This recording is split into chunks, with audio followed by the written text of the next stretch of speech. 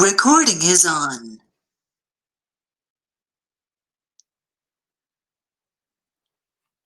Hi everyone, thank you for joining. We have 36 people today, wow. And we're proud to present the demo of the process and of graphical user interface of the tool that you can use in order to issue assets today. And after that, we'll have discussion about the technical issues. Feel free to interrupt. And this call is being recorded both on video and on audio. Maxim, I think you can start. Yeah, thank you.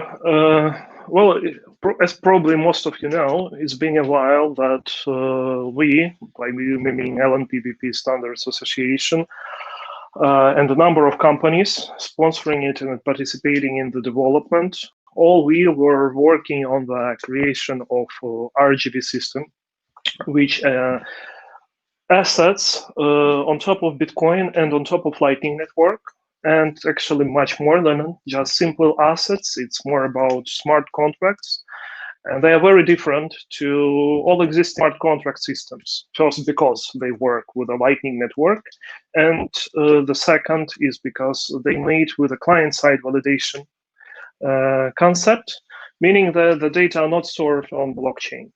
It's very different to how the things are working in Ethereum, in any other blockchain with a smart contract, Turing complete and Turing non-complete. So RGB is technologically very, the people to work with that and understand the RGB, they need to change their mind a lot, because it took a long time for people to grasp how chains are working. And now client-side validation, it's the same level of concept shift as blockchain from a normal paradigm. So that's why we spent more than a year creating the core of RGB, a set of libraries, very carefully designed, and a set of nodes. Today we have two nodes, RGB node and LNP node. But this stuff is pure developer stuff. You can't use that an end user. And even if you're an advanced and experienced user, and Bitcoin user, you will still struggle, because the only interface you had until today is the command line interface. And the number of options and parameters you have to use was just amazingly high. And while we'll be presenting the user interface, you will see that I was myself ashamed by the number of configurations options that you do have.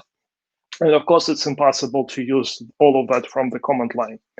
While we engaging and inviting everybody, all developers, to create your own products and integrate your existing products with RGB, wallets, exchanges, hardware wallets. And we've been into the integration process with a few of them. We understood that to boost the adoption, to help the understanding of RGB, it is really important to create some applications that will allow people to start playing with RGB assets. And of course, in this regard, it is before starting playing with RGB assets, you have to issue RGB assets. And it happened that, of course, you can potentially issue assets with a normal wallet. But what we are trying to create is just not another ICO tool or not another smart contracting system for doing tokens. We are trying to digitalize financial world. And as Bitcoin solved the problem of money, we still need to solve the problem of securities and other forms of assets. We need to make them censorship resistant. We need to make them a bearer, private, confidential form of rights, protecting from potential regulators and other interruptions from the central authorities. And so we're basically trying to create the normal way how you can issue your shares, your bonds from the corporations, how you can create collectible items as artists, and so on and so forth. And this is a professional work. So basically, if you have a company and would like to issue assets using RGB, you already have an accountant, you have a lot of stuff that you need to manage. And for instance, in terms of shares, you will be required many things which are present on the normal stock market, like you need to do a secondary issues, you need to do a split, share splits, and many, many other things. And these things should be governed by proper policies. So it's not like you will be keeping some of your rights to issue shares on your mobile wallet and do company share issuing anytime you would like to know. You will have a policy and probably a multi-sig set up across a board of directors or something like that. And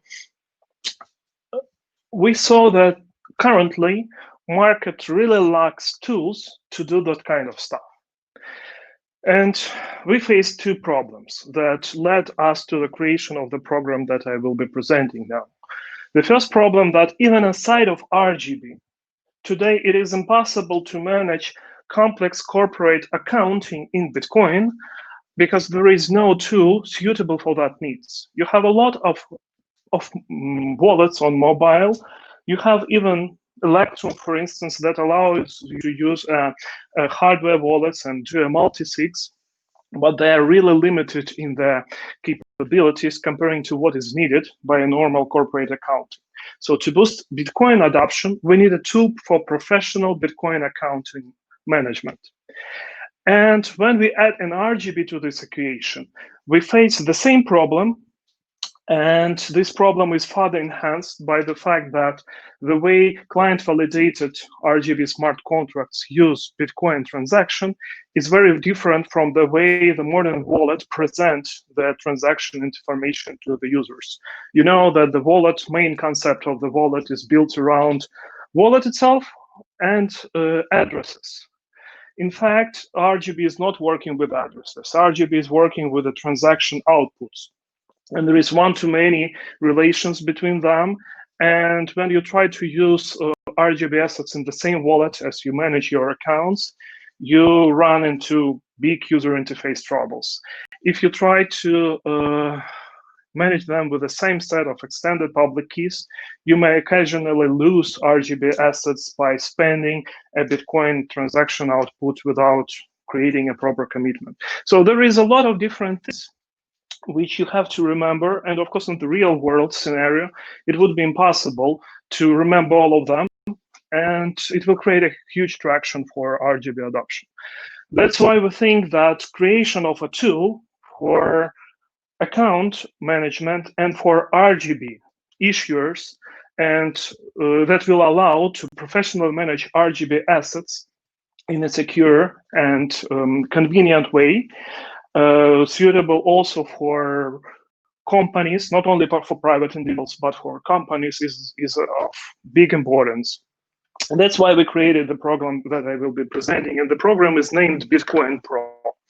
I will start the demo. Just give me 1 second. I will be sharing my screen. Here it is. The Bitcoin Pro. Today, it will be a first version of the application. It is just a beta release. I ask you to not to expect that you can download it tomorrow and do something in production, like creating your assets or doing something like that. But it's mostly completed. That's why we call it Beta 1. It has all functionality necessary for issuing RGB assets. There is a lot of things to extend it further in the future, and I will be overviewing those features throughout the time. A few words about application itself. First of all, it's open source. You can dig in into the source code on GitHub. It is Pandora Core, the company that we are founders of, and Pandora Core were the main contributor to the RGB Standards Association and the founding party. So that's my company, and we created this product from that company. The source code is on GitHub, Pandora Core Bitcoin-Pro. The program is written in Rust. Yes, Rust allows to do a GUI. In fact, that was, well, I spent quite a long time looking into how it is possible to do a GUI with Rust, and finally I was able to find the way to create a graphical user interface with the GTK and Rust. And it is cross-platform. It should be working on Windows, macOS, and Linux. I haven't tried it yet, however, so I assume that the current version will need some tuning before it will be able to run on the modern Windows and macOS, but it's in the roadmap. The current demo I will be doing on Ubuntu version 20. So that's a few words about the application. The next very important point that I would like to show here is that the system do not use any private keys at all. It just not even store them. It never touches private key. And that's very important because when we are talking about the professional account management, there is clear distinction about preparation of transaction and signature of the transaction. And this understanding came to Bitcoin world some time ago. And that's why the partially signed Bitcoin standard was created, PSBD, that allows you to separate these concepts. The preparation of the transaction, which is especially in case of multi-signature based transaction, is different from the creation of the signature. So first you construct the transaction, and then you distribute the transaction across participants, each of which puts their own signatures. And these signatures will frequently involve use of hardware, security devices, hardware wallets, and different mediums. So that's why, as a workflow, the signing part and the management part are completely separated. And this application do not touch the private key and signatures at all. The point it stops is the creation of partially signed Bitcoin transaction. And then, because it is an interchangeable format, you take this file with a partially signed Bitcoin transaction and do a signature with any hardware wallet or any other wallet, like import it into Electrum or any other wallet you would like. And the way the program creates this partially signed Bitcoin transaction is that it ensures that the structure of the transaction protects you from occasionally losing funds, occasionally losing RGB funds, or and it manages the derivation paths that are RGB asset specific. I will be showing that in the short time. So this is the main overview. We will be also releasing, and hopefully it will take another 2 weeks, like this application. We will be also releasing a wallet which will be working with the private keys, RGB-enabled wallet called My Citadel, and it will have a mobile applications and desktop application. It will be also open source, but this is not the part of today's presentation. So let me start. The program has a lot of options, a lot of dialog windows. So I will try to find the best way of going through the flow. So the main structure of the program is that it operates with the documents. It operates with the documents, so you can open, for instance, some existing document. We have in the repository, we have an examples folder, and here you have, for instance, a few files that you can open and play with. So you can create multiple windows with the different documents. Once the document is saved, it is always auto-saved. You can also create a new document, empty one, and save it, giving the name you like. So this is a multi-document interface. The concept of the document that the document is an environment, a profile that you participate in. For instance, if you are a director of a company, you will have a document per company. Also, you will probably have a document for yourself. You may have a document for your family. And the documents have extension of Bitcoin Pro, BIP Pro. Inside the document, you have a number of tabs. First of all, these types are related to public key and transaction descriptor management. There is a tab. I will show something that has already some data. Public keys and descriptor management. A tab regarding the bitcoins that you own. An RGB asset specific tab for managing and creating the assets. And right now it's a placeholders, but in the same manner, we will be adding the management of collectible or non-fungible tokens, digital identities, and audit logs, which all of them done with RGB. There is an operation tab where the PS created partially signed Bitcoin transactions are stored, and a settings tab. This is per document specific, so you define which network this document is specific for. So we will be working with the testnet. Liquid not supported right now, but we will be adding support to it in the future. And most of the use cases involve connectivity to Electrum server. Here is our company Electrum server. You can use it and connect to it. You can test it with a test button. For instance, if I change the IP address, you will see that it reports a error. So it should be a proper address. You can put your Electrum server or Blockstream's one, so any Electrum server will work. In the future, there will be also added a support to directly talking to Bitcoin Core and to the node that develop with a fast and more efficient indexes. This node will be required for more advanced scenarios, like if you will use a mini script or complex descriptors or taproot. This application actually already taproot ready and Schnorr signature ready, so it's not there yet, but you will have to work with them once new Bitcoin Core will be released. Of course, you will need to also get Electrum server supporting them, so that's why we're also in parallel doing development of Bitcoin Core and BP node API. So before Electrum gets support, we will be able to start using taproot earlier.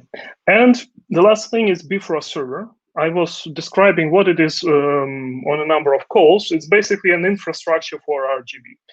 And it allows you, it's public, part of the public infrastructure, it allows you to store the information about issued assets, and everybody can basically connect to some public Bifrost server. It's a registry of assets, and to inquiry the list of the assets. So this program is mostly publishes to Bifrost server. This part is not here yet. The Bifrost infrastructure is still in the development.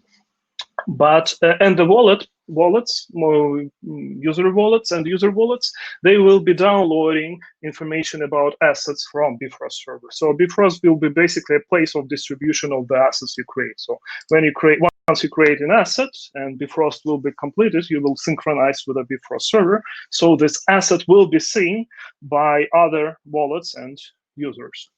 We expect that each developer each wallet developer and exchange and professional users will run their own Bifrost servers. Okay, so assets. To start with the assets, I have to, actually, unfortunately, it's possible just to dig in right into the asset creation because of the simple reason. If we will create a new document and try to create an asset, we will have a dialog window with a lot of options. And we actually can't use these options because they require to specify public keys and descriptors and define existing unspent Bitcoin transaction outputs that are needed in order to create and issue the asset. That's why we will come to this window later, which is the central point of our presentation. But we will have to start with with a bit more basic stuff, with actually defining the keys we are going to use and finding the transaction outputs which we can use for issuing RGB assets. For this reason, I have prepared Electrum testnet account with some testnet bitcoins. So I already have a number of addresses in testnet. Each of them have a number of bitcoins, and some of these addresses, they even have a few transaction outputs, like this one. You see that no, not this one. Some of the addresses it had 2 transaction outputs on the same address, or not. Yeah. Anyway, so I have like 6 different outputs for 1, 2, 3, 4, 5, 6 addresses here, and I need to make Bitcoin Pro aware of these public keys and transaction output. To do that, I have to create and define a new public key. The public key here is the window of creating a descriptor of the public key, and you have 2 options. Like let's call this test key, and you have 2 options. You can use a single public key in different forms. Any forms that can be exported from the wallets are supported: compressed, uncompressed, taproot. But with a single public key, you will be able to see the transactions specific to that public key. The more normal option is to use hierarchically derived set of public keys with a given master public key and account key. Everywhere throughout the program, you have these small indicators, like information indicators, that explain different terms, what they mean, and how these parts of the interface can be used. So I welcome always to read these instructions. So all of those of you who are aware of hierarchical derivation of the keys, I wouldn't go into all the details. So if you are not aware, I welcome you to read the necessary documents.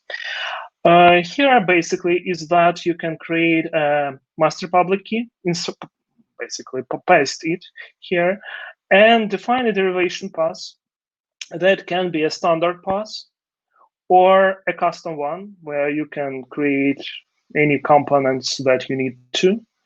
And for purpose, assets, account, change.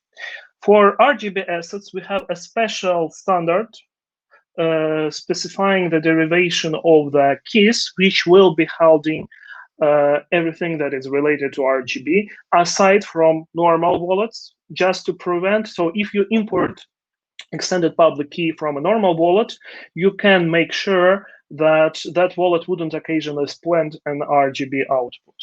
The derivation path is basically an ASCII numbers for RGB characters, which is 82, 71, 66. Alternatively, you can create any arbitrary custom derivation path. So for instance, here, just to save some of our time, I can open examples, and I have created all test vectors from BIP32 standard. And if you will see them, we will see that it uses very advanced derivation paths, like this one. So all test vectors are running correctly, and they produce the correct addresses and public keys. You can check that by yourself. Unfortunately, the size of the screen isn't even enough to fit all interface parameters and details. So basically, it's a professional tool where you can do very complex tasks, convert public keys into each other. And the reason why you need an account key is that when you use a hardened path, you are not able to generate a derivation without a private key. So if you use a hardened path, you have an option of providing an account key, which will which is basically a key for the part of the path without a hardened derivation.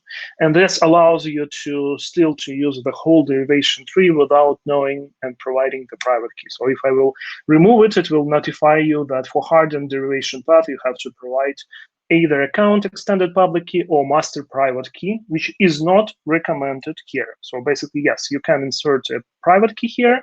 It will work, but it's not recommended because it's better to never touch the private key at all. So Maxim, the second one is still a public key, but is a public key lower in the hierarchy, so you don't have to pass through the hardened part, and you can just absolutely. Yeah, absolutely. And once you have set up the path, you will basically be able to see the final derivation. You can specify for which index you are trying to derive.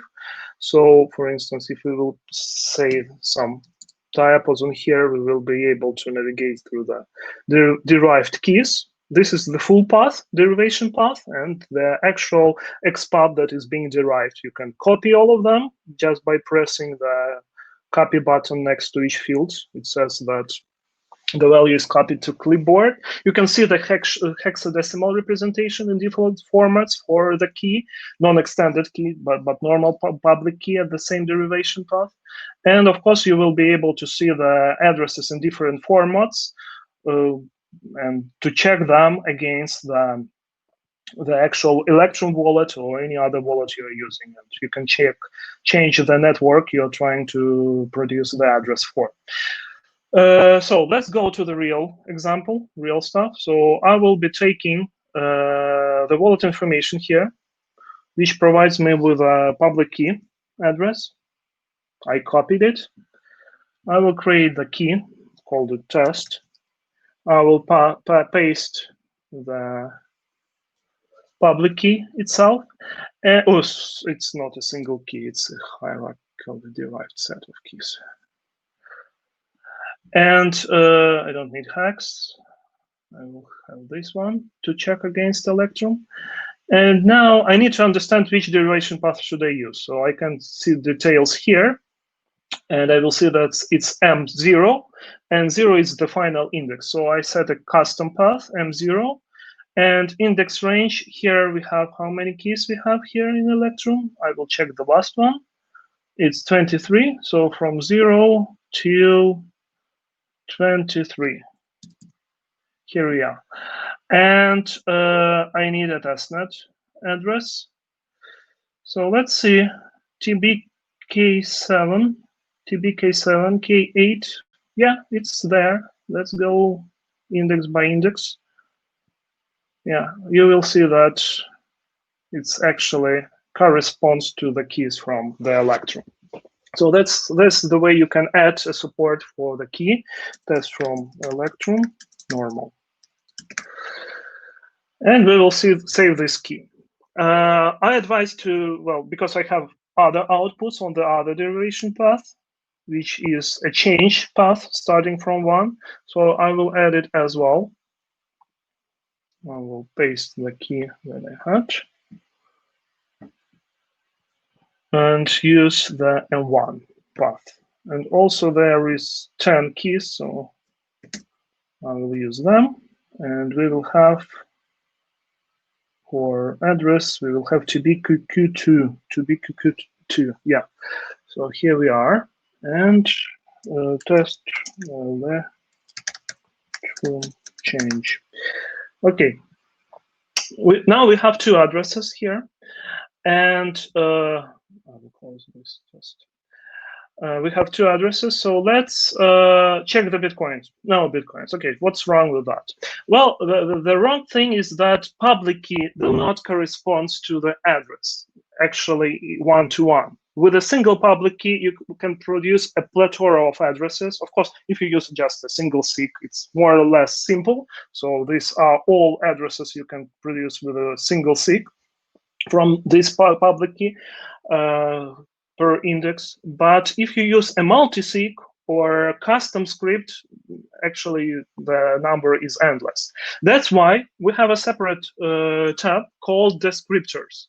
Descriptors define the structure of the out points you will be looking for. And descriptor is composed of 1 or more public keys and of different formats of the script pub key that is created with this public key. So, for instance, I can check a descriptor for a single signature from the normal path here, single signature. It is SegWit output. I also can go for Barre script, all formats, non-SegWit, and future taproot once it will be there. And I can provide a name for that.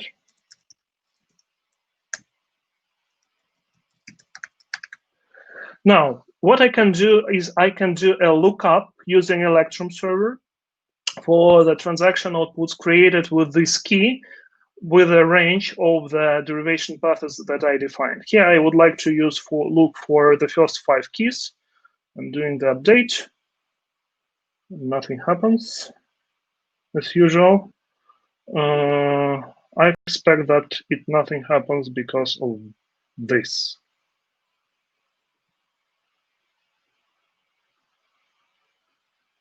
Once again.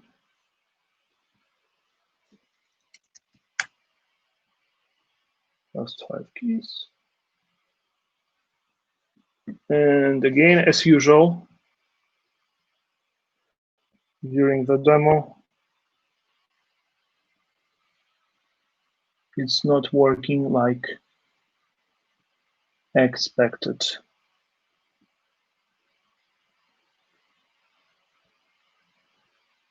Strange. It was working when I was trying to test before the demo. Just let me check with a different one.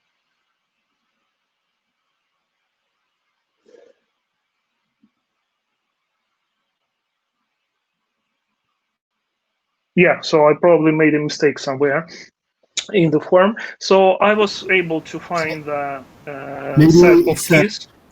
Yeah. Maybe it's when your pub keys, when you configure it, it's on a testnet, but I don't think both are on testnet. Well, it's on testnet. Oh, yeah. You're right. It's a wrong address of the server. It's pointing to Signet address. Yes, correct. Yeah. So if I will do that once again, it should be working. Single signature key, those 10 keys, key 20. Yeah, now it works. So it was my mistake. The same way you can create a multi-signature, adding different keys from different derivation path and produce different transaction format. Or you can go wild, like 2 of 2, 1 of 2, and more, or remove them. Or you can go wild and create a custom mini-script, opcode assembly, hexadecimal mini-script policy with any operations that you can ever imagine to create the custom script. And you can insert the key information right here if you need that, and edit the derivation path right out here. So it's basically a professional tool with which you can do whatever you need to Bitcoin itself. So, okay, I wouldn't spend time of creating those public keys. I have them already here.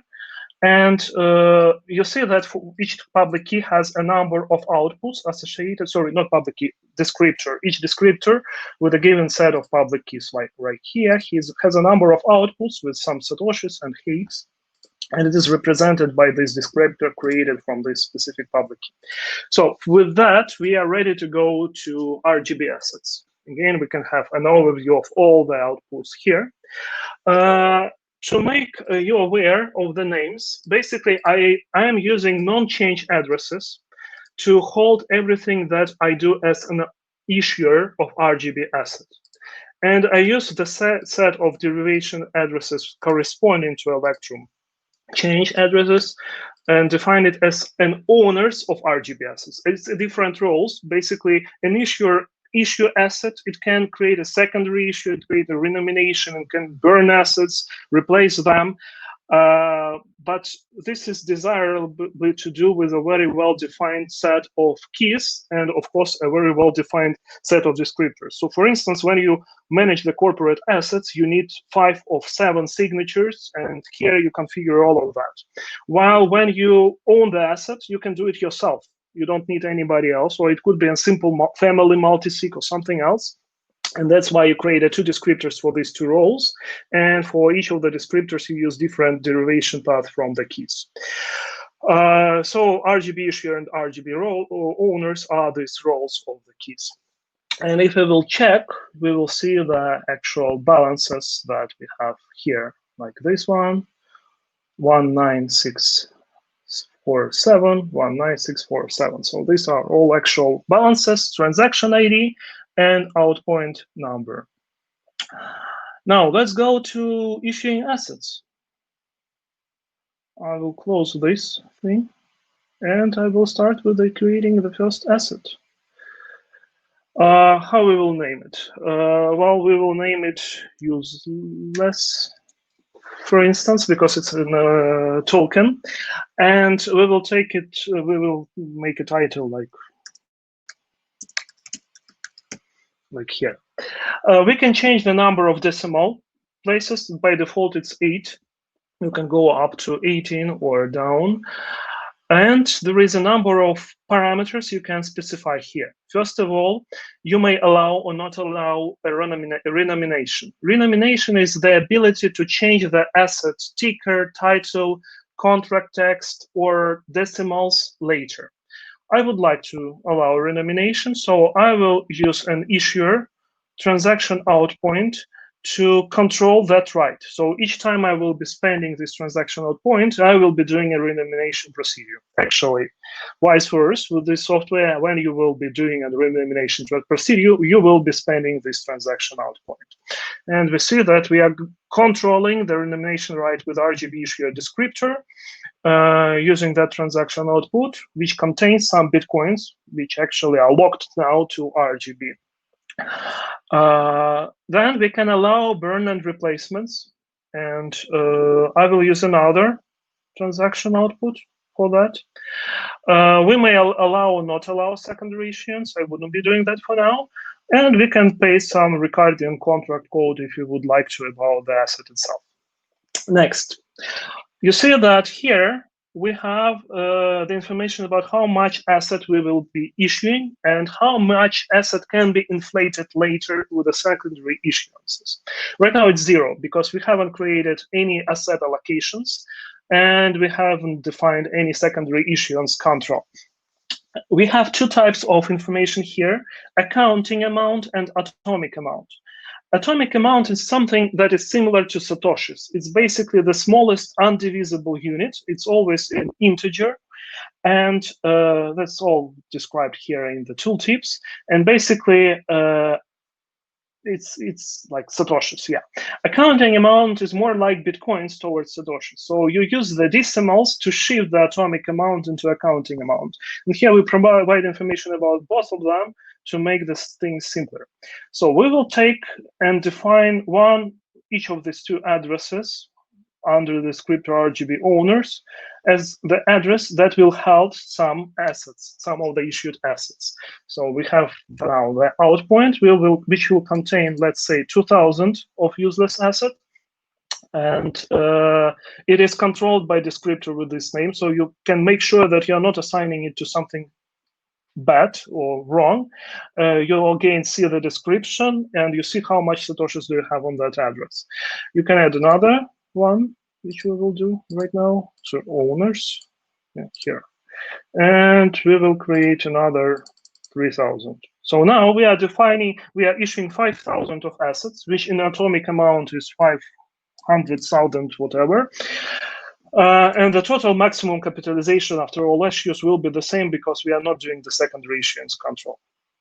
Now we can define that the secondary issuance is allowed and it might be uncapped, meaning that you're not limited how much you will issue. It's not true because in fact you will be limited by the maximum 64 unsigned integer number, which is shown here. So it's not, even if you do an unlimited issuance on the ERC20 or Liquid or Omni, you're still limited by this number. In fact, nobody is saying that, but here we are providing that information explicitly. Or you can define some total limit like 100 millions here. You can't issue more than 100 millions. And what you can do next, right now, basically, it's nonsense because you can inflate up to 100 millions, but you do not have any party that has the right to do the actual inflation. So you need to add that party with the secondary issuance control. And we will use the issuer right from here, the 3rd one, and from here, the 4th one. So these 2 parties will be able to do the issuance on these corresponding amounts.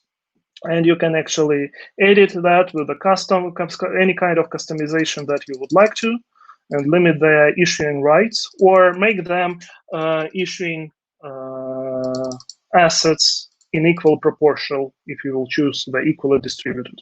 And here is the summary that allows you, that shows how much asset can be inflated. So that's basically, okay, of course you can remove them and do all the other stuff. And with that, you're ready to create the first asset. And here is useless asset, no one cares, with a contract ID defined, which you can copy and send over Telegram or any other any medium, and genesis of the asset, which is basically the information you need to provide for other users so they will be able to receive the asset. So with this information, it can be pasted into an RGB-enabled wallet. When I will be presenting the wallet itself, I will show how it is possible to do. This information goes to Bifrost server once the Bifrost servers will be released. And basically, it's the definition of the asset with all of its parameters. You also see the issued supply, total possible supply, and decimal points. Later, you will be, this part is not finished in the application because, again, this application just was created within the last 2 weeks, so it wasn't possible to finalize everything related to asset management. It will take a few more weeks, but with this, you can do secondary issues and see the list of the issues that happened. You can do elimination procedures, you can do burn and replacement epochs, inflate, renominate, and do all that stuff. So that's basically the overview of the application. If we will go into the binary file, which is basically the file that we opened in the examples folder, RGB test, I will bring the shell here. Not even shell, just give me a second. So one question is regarding the UTXOs you use to control the assets. It seems to me that the amount or the size isn't really important. So it would be wise to choose the minimum amount possible. So probably the dust limit, I guess, because you don't want to lock up too many Satoshis. Where the amount is not important, like for all the UTXOs you use to control the asset and to issue the yes, asset. You need to have as small amount as possible. But the point is that you create those UTXOs outside of the program. You create it with any other wallet you would like to use. And that's why the program has to demonstrate how many Satoshis are there, because if you occasionally allocate RGB asset to an output that contains several Bitcoins, it would be it wouldn't be a disaster at all. You can, of course, use them and assets, and they will not, but you will get into some troubles. So that's why we are always displaying how many Satoshis are out there. It doesn't have any usability other than making you aware of how many Satoshis you're locking to some of your RGB transactions.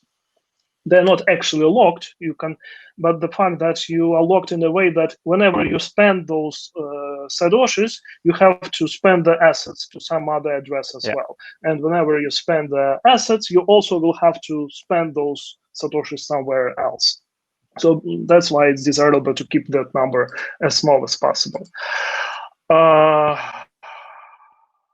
Okay, so yeah, I was going to demonstrate how the file looks. So here is this RGB test file, and we can view it in hex format. We will see that there is a lot of data, but there is a useless asset. Here it is. I will go into the edit mode to demonstrate that. Yes, here we have the useless asset. So it's all saved automatically with all information that no one cares. Sorry, it's jumping all around. It's a binary encoding used by RGB and called strict encoding, created with the suggestions from Peter Todd, which is more efficient and robust than the normal Bitcoin consensus data encoding. And it's used everywhere with RGB and now with this format of this application. So that's the preview of Bitcoin Pro. So the endpoint here, when you issue an asset, you do not create a transaction, even a Bitcoin transaction. The asset issuance happens like this. The only thing that you produce is the genesis block. With other operations like secondary issue, renomination, and fourth, you will be producing an operation as a partially signed Bitcoin transaction, which will go here, and which you can export to the Electrum. Then, because you have all the private keys in Electrum, and of course they might be also present on hardware device connected to Electrum, the only thing that you need is to import transaction, load transaction from file. And here you will be selecting a partially signed Bitcoin transaction, and it will provide you with the option to sign the transaction and publish it to network, to either sign and pass to the next signer or to publish to the network. So that's how, by combining two tools, the Bitcoin Pro and any other partially signed Bitcoin enabled wallet, you will be able to issue the assets and do all operations with the assets. The transfer of the asset which you have created will be done with the wallet software, which we will be presenting in 2 weeks or so. So that's all for the demo, and probably we can pass to the questions and answers.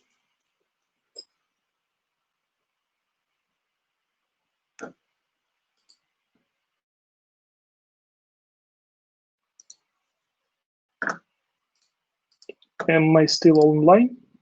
Yes, you're online. Yes, yes. Okay. Yes. Cool. Yeah, so one thing I noticed when you introduced the descriptors, you had to select a fixed range for derivation. And it's probably because this is not really a wallet, so you just need a fixed set of UTXOs you want to track. But I found it a bit odd that you didn't just specify, okay, and you have such and such gap limit and just scan the whole descriptor. You probably talk, like, let me enable this. You're talking about this part, right? Yeah, kind of, but actually when you defined the public key, then you had to say there's this range in which you will search the indices. No, you cannot. You may not limit to any range. It's an option. Also, in fact, that you are still limited to the range by 32-bit number. So when you enable index range by default, it shows you the actual range you're allowed to use technically. So even in wallets, you're limited. It's just not displayed in the user interface. Yeah, and implicitly, it's using some gap limit defined somewhere, or because you can't scan all 4 million keys. Yes, and now we are coming to the second part where we do the actual scanning. And here we have a different algorithms how to look up for the unspent outputs for the keys. We can keep scanning while we have unspent key. So if we have a transaction, unspent transaction to that key, we scan for the next one, and so on. Okay. And by that policy, it's the actual policy used by normal wallets, basically. But you can have a different policies, like random 10 keys, some blocks of keys, and probably I will be adding more policies for the blockchain scanning later. Yeah, I think the most common policy is typically scan as long as you find new keys, but then scan beyond the last like 10 keys or something like that. So that's what I meant with. Oh, yeah. Yeah, so is it doing this implicitly? Well, what you can do is you can add them up. So you use the first policy to do the scanning, and then you can use the second policy to update the scanning results. So you can basically combine them the way you like. Okay. Oh, very nice. So if somebody has some kind of custom derivation scheme that may be not easy to rescan with the typical 10-step empty procedure, you can basically combine different exploration patterns. Correct. The reason the program called Bitcoin Pro and not RGB Pro, because I assume it will have a lot of usage in professional Bitcoin environment outside of RGB use case. So basically, you can do a lot of things with descriptors. Hopefully, the Taproot will be released, and it will be one of the first tools that will be allowing you to play with that. The next versions, probably after the new year, the updates will add a very extensive support to partially signed Bitcoin transactions, when you basically can construct and edit transaction and all associated proprietary and standard keys with the same user interface, which is impossible to do from anywhere. And we witnessed that there is a lot of problems with partially signed Bitcoin transactions because it's a binary. And when something is wrong, you're unable to do anything with that. And you don't even able to understand what's wrong with that. So it's really important to have a graphical user interface for editing and viewing the transactions. And hopefully with the time, there will be even more Bitcoin specific functionality additional to asset. And the second, of course, direction of the development of the program is completion of all asset-specific functions and functions for collectibles. Fortunately, the most complex part is are fungible assets. So collectibles are much simpler. The identities and audit logs are even more simpler. So it will be less complex to create the interface and procedures for that. And for now, the Bitcoin Pro uses RGB node, and it uses LNPBP core library. So all the functionality is done with that. And as you see, it is being integrated with I've been trying it even with mainnet, because there is no risk, since there is no public key, no private keys involved in signatures, and it works with the mainnet and the addresses that are all in the same way, like with the testnet.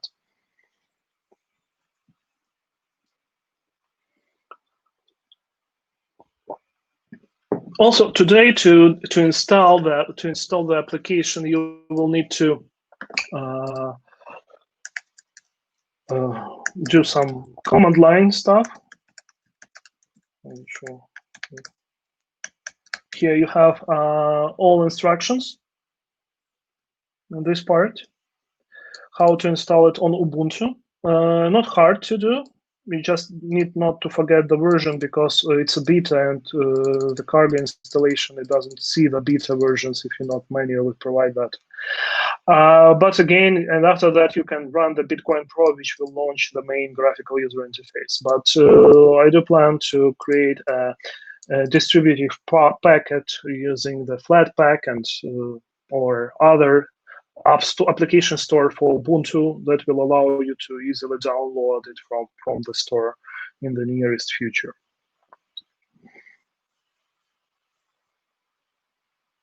Nice. Okay, more questions?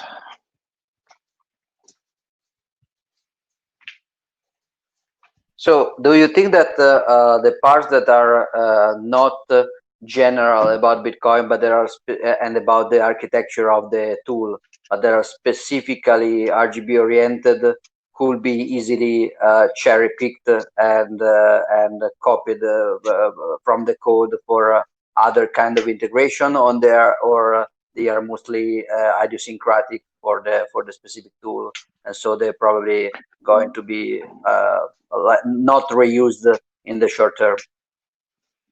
Well, the point is that it's very case specific.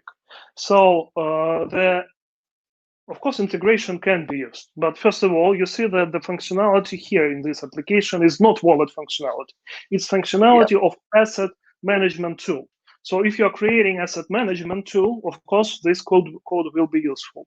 Why I started with this part, not with the wallet part, is you can't play with the wallet before you issue the asset. And if you try to issue test assets from the command line with the different options, you spend so much time struggling with the command line that you can write the whole application during this time. So that's why I decided to write the application to help. For instance, we know that Bitfinex is really struggling with understand how they can issue tether with their policies and procedures. Basically, they need to develop the whole application internally, which they have a lot of other priorities. So this tool was created with the idea in mind that they will probably need it.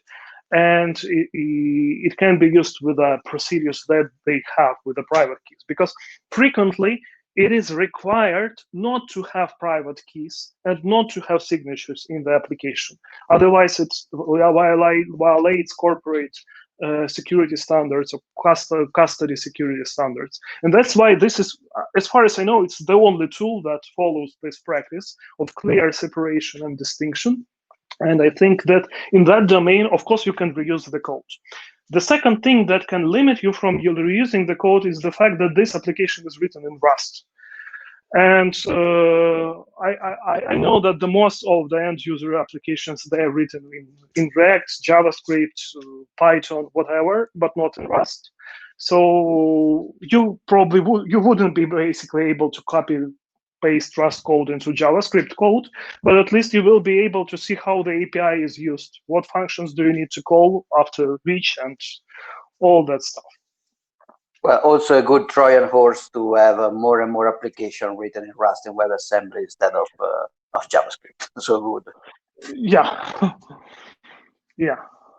Well, I would say that I spent less time writing it in Rust. Well, the user interface is done with a visual editor. So I was able to create this application in just 2 weeks, literally. You can check that by the GitHub commits. His commit history is that you have a Glade. It's GTK. It's a GNOME toolkit used for creation of GNOME applications for Unix and Linux. And all the user interface is done visually. So the only code you write in Rust is basically event handlers and data management. There is still a lot of code, of course, you have to write, but like it's easier than in JavaScript. In React Native or in React or in any other framework, I do not know any good user interface editor, visual, that helps you to create user interfaces in such quick way. So I assume that actually writing it in Rust with GTK is faster than writing in any other environment. And normally, GTK development is done with a C. And when you move from C to Rust, you actually get a boost in speed, significant boost in speed. I mean, not in program speed, but in speed of writing code, because you write less code than in C, much less. The only alternative is the Python, which you can use with GTK as well. And I was considering writing the app in Python because it makes more sense for user interface. But first of all, I would like to make as much efficient, secure, and fast application as possible. And in that case, Rust is the proper choice.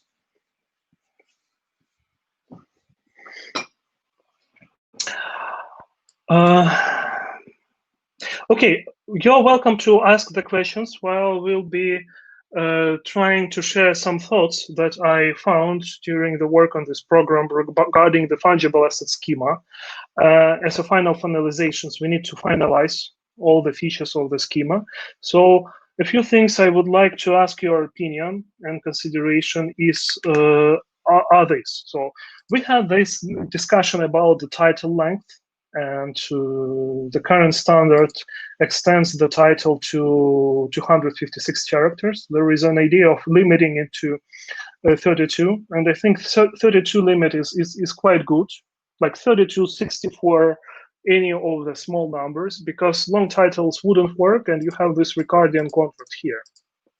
And I think it will be easier to understand all the parameters of the schema with this application, because when we talk about renomination, how many writes do we have, how many outputs we have, it's really hard to understand this in voice or reading the schema. Here you have a visual representation, what means that basically in schema you have such thing that the genesis, and this window creates the genesis of RGB. Genesis can define only a single renomination right. And see, you see here that the single right is basically literally the single output that control the renomination. While comparing to secondary issue right, there could be multiple outputs controlling secondary issues, and each output may have the maximum amount of the asset that it may inflate. or create. So that's the difference. So it's all done with the same schema. And when somebody will try to create the schema for some other standards than fungible assets, you will see that you will be able to see what it means to have the right, what it means to have this one or more, none or more, and all these parameters. The second adjustment I would like to discuss is the fact that we have number of decimals which can be changed from 0 to 8. So here you see that when I change the number of decimals, I basically move the decimal point. Here you see that in the number of maximum total supply, basically, which is 64-bit number. But when I move decimals, it changed the precision. So the more decimals I allocate, the less total supply is possible. And for instance, in case of USD Tether, I never thought it before, but because all other token systems, Ethereum, ERC20, Omni, Liquid, they use 64-bit numbers. And the fact that they fall to 8 decimals leads to the result that, for instance,